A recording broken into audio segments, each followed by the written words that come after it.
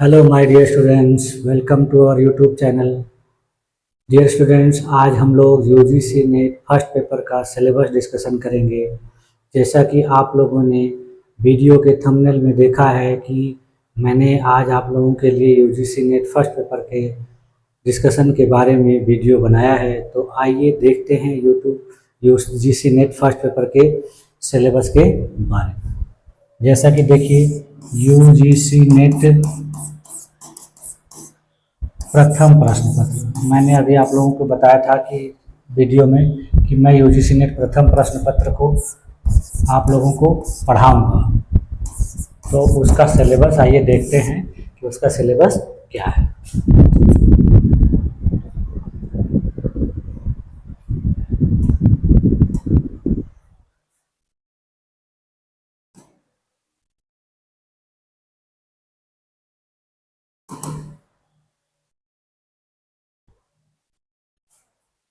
हाँ, देखिए देखिए, ये जो सिलेबस मैं बताने जा रहा हूँ आप लोगों को, ये सिलेबस जो है यूजीसी की वेबसाइट से मैंने डाउनलोड किया हुआ है। तो ये ऑथेंटिक सिलेबस है। मैंने मतलब इधर उधर से कहीं से कुछ व्यवस्था करके आप लोग को नहीं बता रहा हूँ।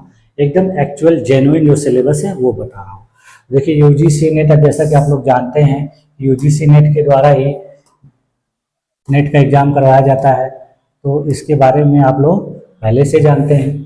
तो यूजीसी नेट ने जो फर्स्ट पेपर का सिलेबस निर्धारित किया है उसको मैं आपको यूनिट वाइज बताऊंगा। जैसे देखिए, इसमें क्या है, एक्चुअली 10 यूनिट होते हैं, ठीक है, और 10 यूनिट से आपको 50 क्वेश्चन आते हैं। यानी हर यूनिट से लगभग 5 क्वेश्चन आते हैं। कभी कभी क्या होता है कि कुछ क्वेश्चन आगे पीछे भी हो जाते हैं, लेकिन फिर भी 10 यूनिट से आपको 50 क्वेश्चन आते हैं।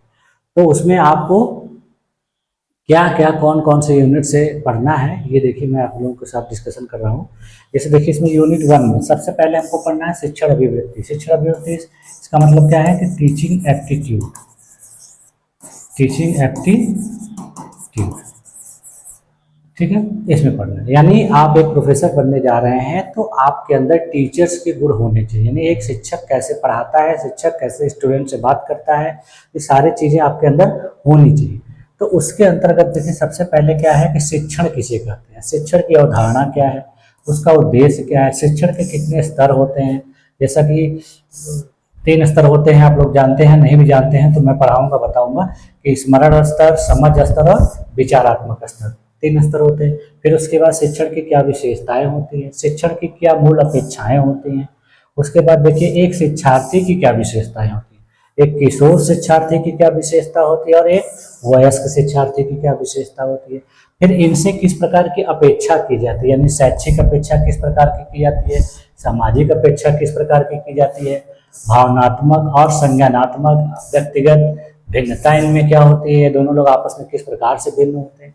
उसके बाद देखिए, शिक्षण को प्रभावित करने वाले तत्व कौन कौन से हैं, शिक्षक, सहायक सामग्री, संस्थागत सुविधाएं, शैक्षिक वातावरण, ये सारी चीज़ें जो हैं टीचिंग को प्रभावित करती है। उसके बाद फिर देखिए क्या है कि उच्च अधिगम संस्थान, यानी उच्च शिक्षण संस्थाओं में शिक्षण की क्या पद्धति होती है। उसमें देखिए, अध्यापक केंद्रित पद्धति होती है, कुछ कुछ शिक्षार्थी केंद्रित पद्धति होती है। फिर कुछ ऐसी पद्धतियां होती हैं जो ऑफलाइन ऑनलाइन पद्धति होती है। ऑनलाइन पद्धति में भारत सरकार ने इसमें बहुत सुविधा शुरू की है, जिसमें स्वयं है, स्वयं प्रभा है, मुक्स है। ये सारी चीज़ें क्या हैं, इनका क्या उपयोग है। फिर उसके बाद शिक्षण सहायक सामग्री क्या है, ठीक है, शिक्षण सहायक सामग्री में से परंपरागत क्या सामग्री है, आधुनिक सामग्री क्या है, आईसीटी आधारित कौन सी सामग्री है, ये देखेंगे।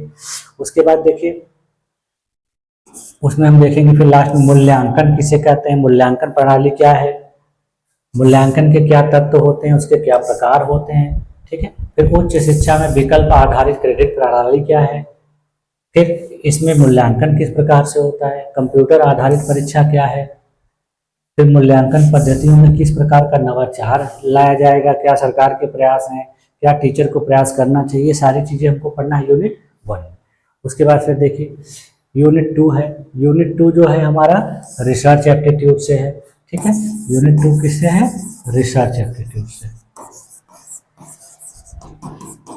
रिसर्च एप्टीट्यूड से, ठीक है, यानी शोध अभिवृत्ति। तो इसमें देखिए हमको क्या क्या पढ़ना है। सबसे पहले शोध क्या होता है, क्योंकि आपको नेट का एग्जाम पास करने के बाद DRF होंगे तो भी अगर PhD करनी है तो उसमें आपको रिसर्च करना पड़ेगी। तो रिसर्च के बारे में यहाँ पहले से थोड़ा सा आपसे नॉलेज अपेक्षा रखी जाती है कि आपको थोड़ा बहुत नॉलेज होना चाहिए। तो उसमें देखिए शोध किसे कहते हैं, इसका अर्थ क्या होता है, उसकी विशेषता क्या होती है, प्रत्यक्षवाद और उत्तर प्रत्यक्षवाद शोध का क्या उपागम है, शोध की पद्धतियाँ क्या होती हैं, यानी किस प्रकार से शोध किया जाता है, कौन कौन से प्रकार होते हैं, जैसे प्रयोगात्मक, विवरणात्मक, ऐतिहासिक, गुणात्मक, मात्रात्मक। फिर शोध के क्या चरण होते हैं, यानी शोध किन किन स्टेप्स में किया जाता है। उसके बाद शोध प्रबंध क्या होता है, शोध प्रबंध आलेख क्या होता है, शोध प्रबंध लेखन क्या होता है, फिर इसका क्या फॉर्मेट होता है, इसके कॉन्टेक्स्ट यानी संदर्भ की शैली क्या होती है। फिर उसके बाद देखिए शोध में ICT का क्या उपयोग, जैसे अभी आप लोगों ने ऊपर देखा कि टीचिंग में ICT का क्या उपयोग, उसी प्रकार से शोध में ICT का क्या उपयोग है। फिर लास्ट में देखेंगे शोध नैतिकता यानी शोध रिसर्च एथिक्स, ठीक है। फिर उसके बाद देखिए यूनिट 3 में है आपका बोध पढ़ना है, इसको हम लोग कहते हैं कंप्रीहेंशन। कंप्रीहेंशन में देखिए क्या होता है कि आपको एक गद्यांश दिया जाएगा, उस गद्यांश से 5 प्रश्न पूछे जाते हैं जिसका आपको उत्तर देना पड़ेगा, और उसको अच्छे से आप पढ़ लेंगे तो उसका उत्तर देना बहुत आसान होता है। तो ये जो 5 नंबर है बहुत आसान होता है पाना स्टूडेंट्स के लिए, तो ये 5 नंबर पा जाते हैं आराम से। उसके बाद देखिए फिर यूनिट 4 जो है वो कम्युनिकेशन से संप्रेषण, यानी आप लोग जानते हैं कि संप्रेषण का मतलब होता है कि बातचीत करना, लोगों से अपनी बातों को बताना या उनकी बातें सुनना, अपनी बातें उनके सामने अच्छे तरीके से रख लेना, यही सब क्या होता है संप्रेषण। तो संप्रेषण में देखिए संप्रेषण का अर्थ किसे कहते हैं, उसका प्रकार क्या होता है, इसके क्या लक्षण होते हैं। फिर उसके बाद प्रभावी संप्रेषण क्या होता है, वाचिक एवं गैर वाचिक संप्रेषण क्या होता है। फिर देखिए वाचिक, अंतर सांस्कृतिक एवं सामूहिक संप्रेषण क्या होता है। फिर कक्षा संप्रेषण क्या होता है, यानी क्लास में संप्रेषण किस प्रकार किया जाता है। फिर प्रभावी संप्रेषण में आने वाली कुछ बाधाएं क्या होती हैं, कैसे प्रभावी संप्रेषण प्रभावित होता है। फिर उसके बाद देखेंगे जन मीडिया और समाज क्या है। जन मीडिया जैसे आप लोग समझते हैं न्यूज़ वाली मीडिया, पेपर मीडिया, ये सारी चीज़ें, उसका समाज पर क्या प्रभाव पड़ता है।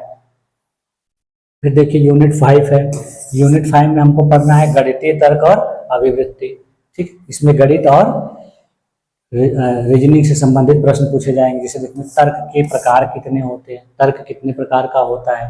फिर उसमें देखिए संख्या से नंबर सिस्टम आप लोग पढ़े होंगे, बहुत सारी परीक्षाओं में तैयार करते होंगे। फिर अक्षर श्रृंखला, ठीक है। फिर उसके बाद कूट, रिलेशन, ये सारी चीज़ें आप लोग और भी कॉम्पिटिटिव एग्जाम के लिए पढ़ते होंगे, तो कुछ उसमें से जो टॉपिक हैं यहाँ भी शामिल किए गए हैं। उसके बाद देखिए अंक गणित के भी कुछ टॉपिक हैं जो आप लोग छोटी कक्षाओं में पढ़े होंगे, कक्षा 8 में, 10 में, जिसमें देखिए अंश है, समय है, दूरी है, अनुपात है, समानुपात है, प्रतिशत है, लाभ हानि है, ब्याज और छूट है, औसत है, ये सारी चीज़ें जो है अंक गणित के। इसमें क्वेश्चन का जो स्तर होता है बहुत हाई नहीं होता है, सामान्य स्तर का होता है। अगर तो आपको सामान्य रूप से गणित आती है तो इन प्रश्नों को हल कर लेंगे, कोई दिक्कत नहीं। फिर देखिए उसके बाद क्या है, यूनिट 6 है। यूनिट 6 में युक्ति युक्त तर्क है, तो इसमें भी रीजनिंग से संबंधित प्रश्न पूछे जाते हैं, कथन कारक वाले, फिर समस्या समाधान वाले, इस तरह के प्रश्न पूछे जाते हैं। आगमन पद्धति, निगमन पद्धति, ये सारी चीज़ें पूछी जाएंगी। उसके बाद वेन आरेख से, यानी जो इस प्रकार के आपको फिगर वगैरह दिए रहते हैं इस तरह से, और उसमें फिर कुछ डाटा दिया रहेगा, उसको आपको समझ कर फिर उसका उत्तर देना पड़ेगा। फिर उसके बाद देखिए भारतीय तर्कशास्त्र क्या है, फिर प्रमाण क्या होता है, फिर अनुमान की संरचना क्या होती है, यानी ये सारी चीज़ें जो है पढ़ने पड़ेंगे। उसके बाद फिर देखिए यूनिट 7 में है, ये भी बहुत इंपॉर्टेंट टॉपिक है, इसको भी तैयार कर लें, इनसे आपका 5 क्वेश्चन तैयार होता है, ठीक है, जिसको आप लोग शॉर्टकट में बोलते हैं DI, डाटा इंटरप्रिटेशन। अब बहुत सारी परीक्षाओं में ये पूछा जाता है, तो इसमें भी आपको कुछ डाटा दिए रहेंगे, कुछ चार्ट बना के, कुछ टेबल बना के, कुछ ग्राफ बना के, जिसमें से आपको उसको पढ़ के समझ के फिर उसमें प्रश्नों को हल करना पड़ेगा। उसके बाद देखिए यूनिट 8 है। यूनिट 8 में आपको देखिए सूचना और संचार प्रौद्योगिकी है, यानी ICT जिसको शॉर्टकट में कहा जाता है, और इससे संबंधित जो प्रश्न होंगे वो भी देखिए सामान्य स्तर के आते हैं, बहुत हार्ड कठिन या नहीं आते हैं, जिससे अगर आपको कंप्यूटर का बेसिक नॉलेज है तो इस प्रश्नों का उत्तर दे लेंगे। जिसमें देखिए सबसे पहले क्या ICT क्या है, ICT की क्या संक्षिप्तियाँ हैं, क्या शब्दावली हैं, ठीक है। फिर उसके बाद देखिए इंटरनेट क्या है, इंट्रानेट क्या है, ईमेल क्या है, सर्व दृश्य कॉन्फ्रेंसिंग क्या होती है। फिर उच्च शिक्षा में डिजिटल पहले क्या है, आईसीटी और सुशासन, यानी सुशासन में आईसीटी का किस प्रकार से प्रयोग किया जाएगा। इसमें आपको कंप्यूटर मेमोरी, कंप्यूटर वायरस, ठीक है, उसके बाद इंटरनेट, मल्टीमीडिया, ये सबसे ही प्रश्न पूछे जाते हैं। तो ये भी क्वेश्चन बहुत बेसिक स्तर के होते हैं। सामान्य रूप से अगर कंप्यूटर का नॉलेज है तो आपको ये सब प्रश्न करने में कोई दिक्कत नहीं आएगी। ये सब पूछने का कारण यही है कि आजकल जो है शिक्षा पद्धति धीरे धीरे डिजिटल होती चली जा रही है। तो एक शिक्षक से हायर एजुकेशन के टीचर से अपेक्षा की जाती है कि उसको कंप्यूटर का नॉलेज होना चाहिए, ठीक है। उसके बाद देखिए यूनिट 9 में है लोक विकास और पर्यावरण। इसमें इस पूरे यूनिट में आपको पर्यावरण से संबंधित प्रश्न पूछे जाएंगे। पर्यावरण किसे कहते हैं, पर्यावरण प्रदूषण किस प्रकार का होता है, इससे क्या नुकसान हो रहा है, ठीक है, मानव और पर्यावरण का आपस में क्या रिलेशन है, उस पर क्या प्रभाव पड़ रहा है। फिर पर्यावरणीय मुद्दे क्या क्या हैं, कुछ स्थानीय मुद्दे हैं, कुछ वैश्विक मुद्दे हैं, तो इन सबको देखा जाएगा। फिर उसके बाद देखिए मानव स्वास्थ्य पर प्रदूषकों का क्या प्रभाव पड़ रहा है, यानी ढेर सारे प्रदूषक इस समय वातावरण में पाए जा रहे हैं, तो वो क्या किस प्रकार से नुकसान कर रहे हैं। फिर उसके बाद देखिए प्राकृतिक ऊर्जा और उसके स्रोत, प्राकृतिक ऊर्जा क्या है, उसके स्रोत क्या है, ये सब पढ़ेंगे।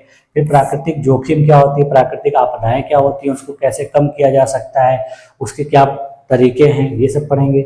उसके बाद पर्यावरण संरक्षण अधिनियम भारत में जो लाया गया था 1986 में, इसको पढ़ेंगे। इसमें क्या क्या प्रावधान थे, इसको किस प्रकार से कार्यान्वित किया गया, ये सारी चीज़ें पढ़ेंगे। फिर उसके बाद कुछ अंतर्राष्ट्रीय समझौतों के बारे में पढ़ेंगे, ठीक है। फिर इसमें देखिए जैसे मॉन्ट्रियल प्रोटोकॉल, रियो सम्मेलन, जैव विविधता सम्मेलन, क्योटो प्रोटोकॉल, पेरिस समझौता, अंतर्राष्ट्रीय सौर संधि, ये सब जो है बहुत महत्वपूर्ण समझौते हैं। इनसे लगभग हर परीक्षा में क्वेश्चन आता ही आता है, ठीक है। ज़्यादातर क्वेश्चन क्या होते हैं, करंट को जोड़ के पूछे जाते हैं, लेकिन फिर भी आपको बेसिक इसके पता होने चाहिए, ठीक है। उसके बाद देखिए लास्ट यूनिट जो है यूनिट 10 है, वो उच्च शिक्षा प्रणाली है, यानी हायर एजुकेशन सिस्टम से, यानी जो उच्च एजुकेशन सिस्टम इस समय भारत में है वो किस प्रकार से डेवलप हुआ, प्राचीन काल में किस प्रकार की व्यवस्था थी शिक्षा की, फिर धीरे धीरे किस प्रकार से विकास हुआ, फिर बाद में यूजीसी का गठन कब हुआ, यूजीसी का काम क्या है, तो ये सारी चीज़ें हमको इसमें देखनी पड़ेंगी, ठीक है। तो ये सब देखिए इसमें पहले किस प्रकार के प्राचीन भारत में शिक्षा व्यवस्था थी, फिर स्वतंत्रता के बाद इसमें क्या बदलाव किया गया, फिर भारत में प्राच्य, पारंपरिक और गैर आधुनिक कार्यक्रम किस प्रकार से चलाए गए, फिर व्यावसायिक और तकनीकी कौशल आधारित शिक्षा क्या होती है, मूल्य शिक्षा और पर्यावरण शिक्षा क्या है। फिर उसके बाद लास्ट में है थोड़ा सा कि शिक्षा से संबंधित जो है नीतियाँ, सुशासन, राजनीति और प्रशासनिक स्तर पर फिर क्या काम किया गया है, ठीक है। तो यानी ये सारी चीज़ जब आप देखेंगे, पढ़ेंगे, तो आपको लगेगा कि इसमें से क्वेश्चंस बहुत हार्ड नहीं आ रहे हैं, मॉडरेट स्तर के क्वेश्चन आते हैं।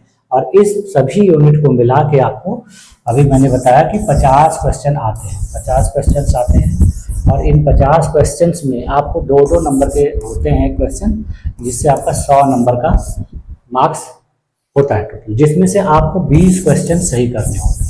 यानी 20 क्वेश्चन आप सही करेंगे तो फर्स्ट पेपर में क्वालिफाई माने जाएंगे। अगर उससे कम करते हैं तो फिर आप उसमें डिस्क्वालीफाई हो जाएंगे।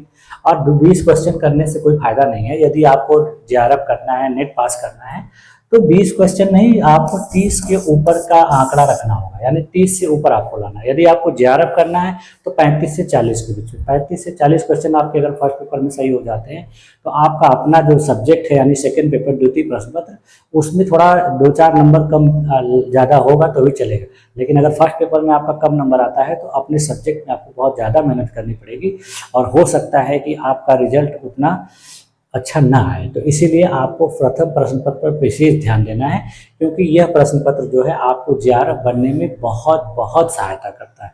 तो इस प्रश्न पत्र को इग्नोर नहीं करना है, इस पर बहुत अच्छे से ध्यान देना है। क्यों? क्योंकि ये प्रश्न पत्र ही आपको जेआरएफ दिलाएगा, नहीं तो आप जेआरएफ नहीं हो पाएंगे, क्योंकि इसका बहुत ज़्यादा योगदान है। ठीक है, तो ये था आज का यूजीसी नेट फर्स्ट का सिलेबस। तो अगले वीडियो में हम लोग देखेंगे कि जो मैं यूजीसी नेट के और विषय के पेपर पढ़ाने वाला हूँ उनके सिलेबस क्या क्या है, जैसे खास करके शिक्षा शास्त्र और इतिहास।